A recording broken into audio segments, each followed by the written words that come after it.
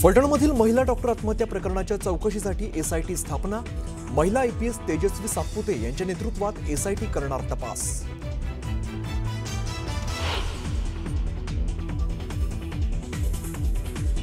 पुण्याच्या कोंढवा परिसरात गोळीबारात गणेश काळे या व्यक्तीचा मृत्यू। अंधेकर कोमकर टोळी युद्धातून हत्या झाल्याची माहिती। 4 आरोपींना अटक।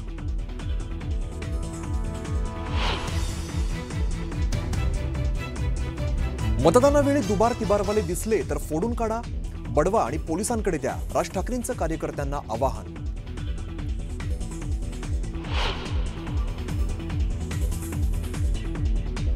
ठाकरेंच्या कुटुंबातील चौघांची नावं यादीतून बाद करण्याचा प्रयत्न केल्याचा उद्धव ठाकरेंचा दावा। आपल्या नावे खोटं व्हेरिफिकेशन अर्ज केल्याचा उद्धव ठाकरेंचा दावा।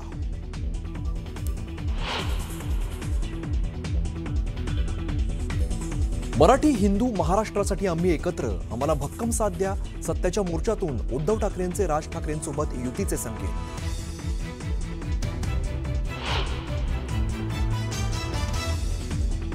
सत्तेचा गैरवापर केला जातोय, राजकीय मतभेद विसरून एकत्र यावं लागेल। विचारधारा वेगळी असली तरी आम्ही सर्व एकत्र, शरद पवारांचं महत्त्वाचं विधान।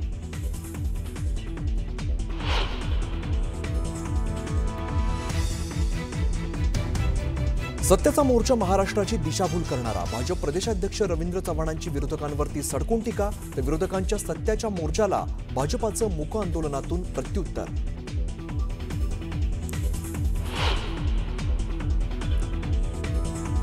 आणि महिला क्रिकेट विश्वचषकात भारत आणि दक्षिण आफ्रिका संघामध्ये रविवारी महामुकाबला। विश्वचषक जिंकून भारतीय महिला संघाचा इतिहास रचावा, भारतीय क्रिकेट रसिकांची अपेक्षा।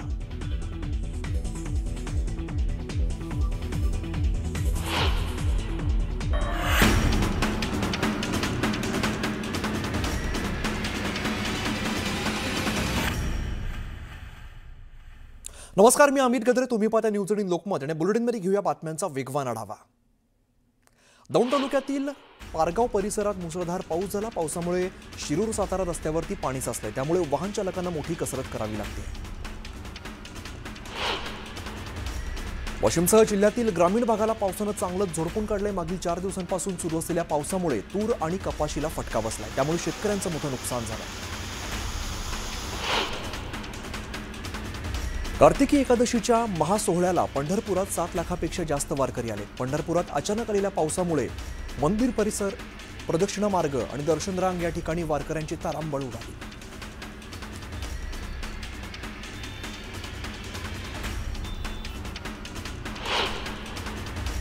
सिंधुदुर्गात पुन्हा पावसानं हाहाकार पाहायला मिळाला। मुसळधार पावसामुळे सखल भागात पाणी साचलंय, तर कापणीला आलेल्या भात पिकात पाणी साचल्यामुळे शेतकरी हवालदिल झालाय। मराठवाड्यात सरासरीपेक्षा 293 मिलीमीटर अधिक पाऊस झाल्याने पिकांचं मोठं नुकसान झालंय, त्यामुळे शेतकरी आर्थिक संकटात सापडलाय। चिपळूण, गुहागर आणि संगमेश्वरमध्ये पावसामुळे भात शेतीचं मोठं नुकसान झालंय। नुकसान झाल्याने शेतकरी आर्थिक चिंतेत सापडलाय। तातडीने पंचनामा करून मदत देण्याची मागणी शेतकऱ्यांनी केली आहे। फलटणमधील महिला डॉक्टर आत्महत्या प्रकरणी एसआयटी स्थापन करण्यात आली आहे। महिला आयपीएस तेजस्वी सातपुतेंच्या नेतृत्वात एसआयटी स्थापन झालेली आहे। तेजस्वी सातपुतेंना तात्काळ तपास सुरू करण्याचे आदेश देण्यात आले। माओवाद्यांच्या केंद्रीय समितीने शस्त्रबंदीचा प्रस्ताव नाकारल्यानंतर जहाल नेता मल्लोजुला वेणुगोपाल उर्फ भूपतीने 60 सहकाऱ्यांसह 15 ऑक्टोबर रोजी शरणागती पत्करली होती। त्यानंतर केंद्रीय समितीने त्याला गद्दार असं म्हणत डिवचलं होतं। भूपतीवरती मोठे आरोप करण्यात आलेले होते। दरम्यान या आरोपांचं खंडन करत भूपतीने एक व्हिडिओ जारी केलाय। शस्त्र सोडा आणि मुख्य प्रवाहात या असं आवाहन भूपतीनं केलंय।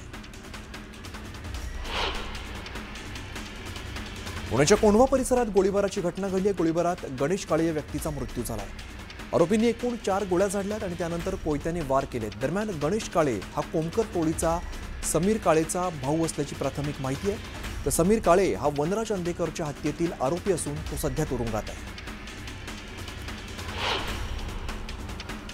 अंधेकर कोमकर टोळी युद्धातून गणेश काळेची हत्या झाल्याचं सांगण्यात येत आहे। या हत्या प्रकरणाचा पोलिसांकडून अधिकचा तपास सुरू असून गोळीबार करताना वापरलेली एक दुचाकी पोलिसांनी जप्त केली आहे। गणेश काळे हत्या प्रकरणात 4 आरोपींना अटक करण्यात आलेली असून त्यातील 2 आरोपी अल्पवयीन असल्याचं समोर आलंय। तर हत्येच्या घटनेचं सीसीटीव्ही व्हिडिओ समोर आलाय। मुंबई महानगरपालिकेतर्फे रस्त्यांची नियमित स्वच्छता आणि देखभालीसाठी रस्ते दत्तक उपक्रम राबवला जातोय। मुंबईतील 730 पेक्षा अधिक रस्त्यांच्या शाश्वत देखभालीसाठी घनकचरा व्यवस्थापन विभागाने विशेष पुढाकार घेतला। नागरिकांनी आपला परिसर स्वच्छ ठेवून महानगरपालिकेच्या स्वच्छता विषयक प्रयत्नांना बळ द्यावं असं आवाहन करण्यात आलं। महाराष्ट्र केसरी पैलवान सिकंदर शेखला अवैधरित्या पिस्तूल तस्करी प्रकरणात पंजाब पोलिसांनी अटक केली आहे। तर सिकंदर शेखला फसवल्याचा आरोप सिकंदरच्या वडिलांनी केला। सिकंदरला सोडण्याची विनंती त्याच्या वडिलांनी केली आहे। सिकंदर शेखच्या एका चुकीमुळे महाराष्ट्राच्या कुस्ती क्षेत्राला बट्टा लागला। शस्त्र तस्करी प्रकरण अत्यंत गंभीर असून यामध्ये आणखीन कोणाकोणाचा समावेश आहे याची चौकशी झाली पाहिजे असं मत वस्ताद संजय भोकरे यांनी व्यक्त केलं। पैलवान सिकंदर शेखला पंजाबमध्ये अवैध शस्त्रास्त्र प्रकरणात अटक करण्यात आल्यामुळे महाराष्ट्रातील सगळे पैलवान मुख्यमंत्री आणि दोन्ही उपमुख्यमंत्र्यांना निवेदन देणार आहेत अशी माहिती हिंद केसरी पैलवान संतोष वेताळांनी पत्रकार परिषदेत दिली आहे। पैलवान सिकंदर शेखला पंजाब पोलिसांनी अटक केल्यामुळे कुस्ती अभ्यासक अशोक जाधवांनी चिंता व्यक्त केली आहे। या प्रकरणाची सखोल चौकशी करण्यात यावी अशी मागणी जाधवांनी केली आहे। मुंबईतील मवी आणि मनसेच्या मोर्चाला मोठी गर्दी पाहायला मिळाली। मतदार यादीतील घोळा विरोधात आंदोलकांनी घोषणाबाजी केली। फॅशन स्ट्रीट ते बीएमसी पर्यंत भव्य मोर्चा काढण्यात आला आहे। मवी आणि मनसेच्या मोर्चात ठाकरे बंधू चांगलंच आक्रमक झाल्याचं पाहायला मिळालं। मतदानाच्या वेळेला दुबार तिबारवाले दिसले तर फोडून काढा, बडवा आणि मग पोलिसांकडे द्या असं आवाहन राज ठाकरेंनी कार्यकर्त्यांना केलंय। राज ठाकरेंनी दुबार मतदार याद्यांचा गठ्ठा दाखवला। कल्याण डोंबिवलीच्या हजारो मतदारांनी मलबार हिलमध्ये मतदान केलं असं सांगत याद्या स्वच्छ झाल्यावरच निवडणूक घ्या अशी मागणी राज ठाकरेंनी केली। ठाकरे कुटुंबातील चौघांची नावं मतदार यादीतून बाद करण्याचा प्रयत्न केल्याचा दावा उद्धव ठाकरेंनी केलाय। आपल्या नावे खोटं व्हेरिफिकेशन अर्ज केल्याचा आरोप उद्धव ठाकरेंनी केलाय। निवडणूक आयोग म्हणजे भाजपाचे नोकर असल्याचं म्हणत उद्धव ठाकरेंनी भाजपावरती निशाणा साधलाय। मुख्यमंत्र्यांनी मान्य केलं मतचोरी होते, आयोगाचा सर्व्हर कोणाच्या ऑफिसमध्ये असल्याचा घणाघात उद्धव ठाकरेंनी केलाय। सत्तेचा गैरवापर केला जातोय, राजकीय मतभेद विसरून एकत्र यावं लागेल। विचारधारा वेगळी असली तरी आम्ही सर्व एकत्रच आहोत असं विधान शरद पवारांनी केलंय। मतदार याद्यांमध्ये घोळ असल्याने मतदार याद्या ग्रामपंचायतीमध्ये लावल्या पाहिजेत अशी मागणी काँग्रेस नेत्या यशोमती ठाकूर यांनी केली आहे। तर भाजपाकडे फिरते मतदार असून निवडणूक आयोग भाजपाचा पोपट आहे अशी टीका ठाकूरांनी केली आहे। उद्धव